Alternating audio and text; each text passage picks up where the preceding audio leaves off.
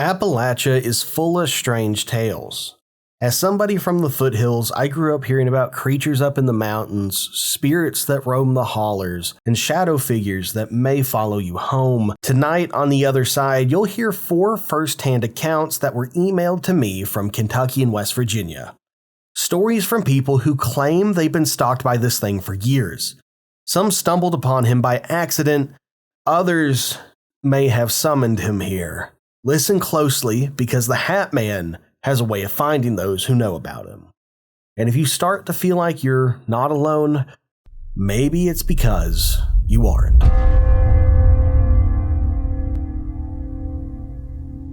This first story was sent in by Mitch from Eastern Kentucky. In 2016, I was a senior in high school, and like a lot of dumb teenagers, I was always looking for a way to freak out my friends. One night in late October, I came across a Hat Man summoning ritual on 4chan. It was stupid, or at least I thought it was. You needed a mirror, a candle, and to repeat this phrase in complete darkness at 3:03 a.m. while staring at your own reflection. I don't even remember the words now, but I know I did exactly like the post said. That night, I woke up with the feeling someone was standing in my room.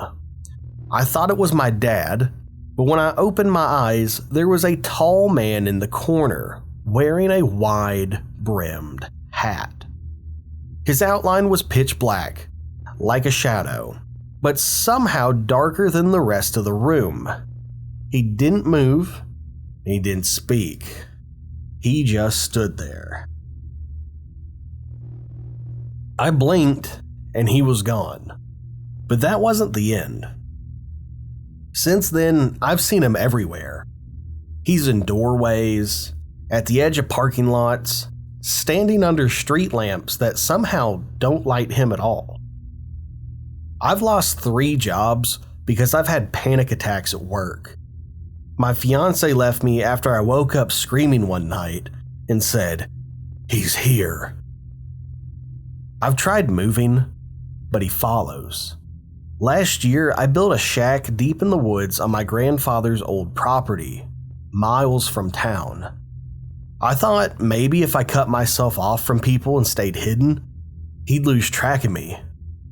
But he still finds me. Sometimes I hear footsteps circling the shack at night. Once I found his hat, just sitting on the step outside, wet from the rain. I didn't touch it. I don't know if the ritual summoned him, or if I just invited him in somehow. But I do know this.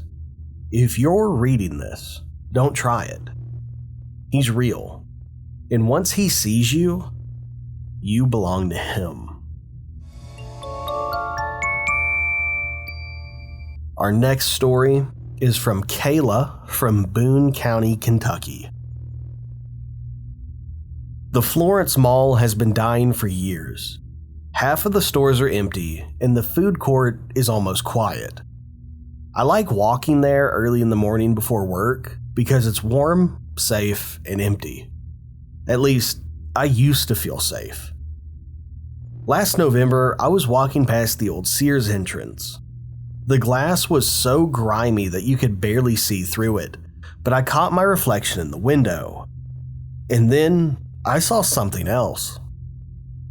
Behind me in the reflection was a tall man in a long coat and a wide-brimmed hat. At first, I thought he was just somebody passing by, but when I turned around, there was nobody there. I looked back at the glass, and he was still in the reflection. I walked faster, telling myself it was my imagination, but as I passed each store, I kept catching him in the reflections of windows. Sometimes he was far behind me, sometimes he was closer, but never in the actual space when I turned around. When I got on the escalator, I looked into the glass railing, and he was right behind me. Close enough that the brim of his hat cast a shadow over my face in the reflection. I turned around so fast I almost fell.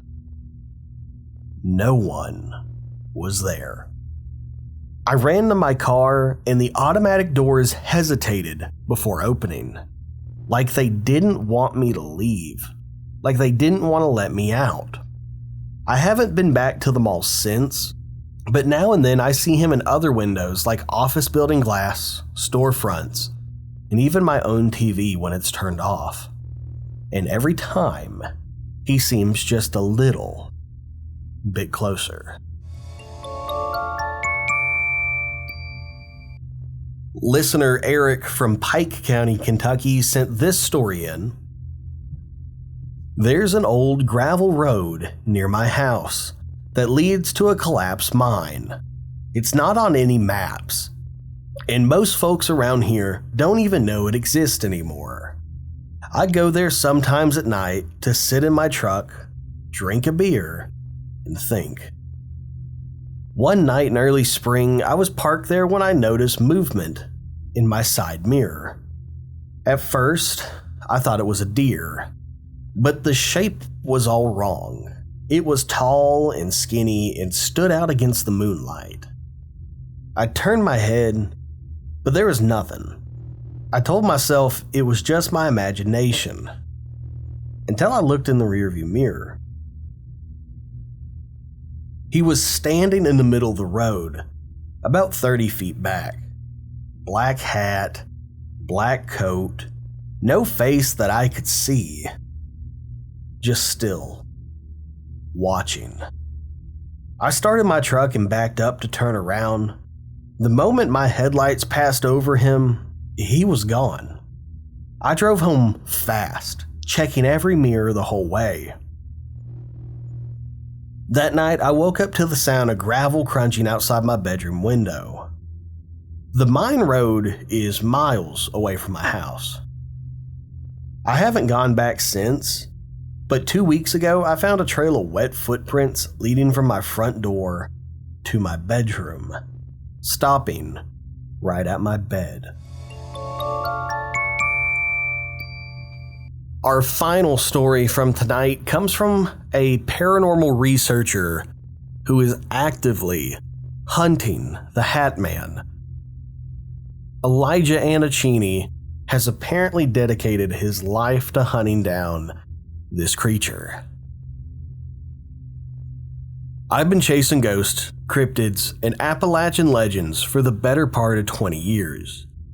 I've spent nights in abandoned mining towns, walked through hollowed-out train tunnels in pitch black, and camped in deep hollers where no cell phone can get a signal. I've seen things that make my hands shake for hours afterward. But the Hat Man, he's different. My first encounter was in 2009, in Mingo County, West Virginia. I was running an investigation at an old boarding house that had been converted into apartments. Tenants were reporting night terrors, shadow figures, and an overwhelming sense of dread in the hallways. I set up cameras in the main stairwell and sat on the second floor landing with a thermal imager. Around 2:15 a.m., the hallway went noticeably colder, not gradually, but like somebody had opened a freezer door. My equipment spiked, and then I saw him. Tall, blacker than the darkness around him, wide-brimmed hat and all. No discernible facial features. He was at the far end of the hallway, just standing there. My first thought was that it's a solid figure, a real person. I called out, "Sir, this is private property." No response. I raised my flashlight, but the beam seemed to bend around him, like light refused to touch him. In the split second it took for me to blink, he was suddenly much closer. Maybe 20 feet away. No footsteps, no sound. I tried taking a thermal snapshot, but he didn't register. The space he occupied was just absent, like a hole in the image. My EMF detector went dead. Then the lights in the building flickered, and he was gone. This was the first time. I've seen him 4 more times since. In different counties, different states, different situations. Sometimes in a house, sometimes in the woods. Once in the middle of an empty parking lot in Hazard, Kentucky at 3 a.m. Each time, it's always the same. The sudden drop in temperature, the oppressive silence, and the hat. Always the hat. I started actively researching him, talking to locals, digging in the old stories. I found accounts going back decades. Coal miners claiming to see him standing at the mouth of the shaft before cave-ins. Mothers swearing he appeared in their children's room before sudden illness. Hunters spotting him right before they got lost in the woods for hours. There's a pattern, though. Once you've seen him, it's like he remembers you. I think he marks people. I've spoken to others who've encountered him, and many have had their lives unraveled afterward. They've lost jobs, failed relationships, and suffered sudden isolation. It's like he pushes you out of the normal world and into his. I'll admit it, I've gotten obsessed. My apartment walls are covered in maps with pins marking sightings, photos of shadowy figures, printouts from paranormal forums, and sketches from witnesses. I've even gone as far to camp in places he's been seen often, baiting him with mirrors, candles, and the same rituals people claim summoned him. Last month, I think I finally got his attention. I was staying in an abandoned hunting cabin off an old service road near the Kentucky-West Virginia border. According to my research, this area is a hot spot with multiple reports over the last 10 years. At 3:07 a.m., I woke up without knowing why. It wasn't cold, but I could see my breath. Every hair on my arms was standing up. I reached for my flashlight and froze. In the corner of my room, there was a shape taller than the doorframe. The hat's brim nearly touched the ceiling. He didn't move toward me, and he didn't speak how you or I would. But somehow, I felt him inside my head. A voice, not in my ears, but deep in my skull. And he said, "Keep looking. I'll help you find me." Then the cabin door swung open on its own, the night air rushing in, and he was gone. I don't think he's running from me anymore. I think he's drawing me in. If you want to come out and make a video for your channel with me, let me know. I know we'll find him. I will let everybody know I did reach out to this last guy and kind of accepted his offer. I don't know when I'm going to be able to go out there, and he's not responded to me yet. I still need to go to Red River Gorge and try to find the crawler, another YouTuber, Monster Bait. Me and him have spoke about going out there together. So look forward to that hopefully soon. If I can turn YouTube into a full-time job, it'll definitely happen a lot sooner. My work schedule's the main thing that gets in the way. But there you have it. 4 stories, 4 people who have seen the Hat Man, and not one of them really escaped unchanged. Whether you believe these are just nightmares, tricks of the mind, or something older than the mountains themselves, there's one thing that every witness agrees on. Once you've seen the Hat Man, you'll see him again.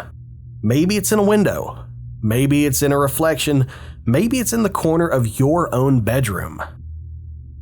And if you feel the air grow cold and notice a shadow wearing a wide-brimmed hat, don't blink. You might miss the last thing you'll ever see. This is The Other Side. My name is John. Thank you all. I hope you enjoyed. Goodbye.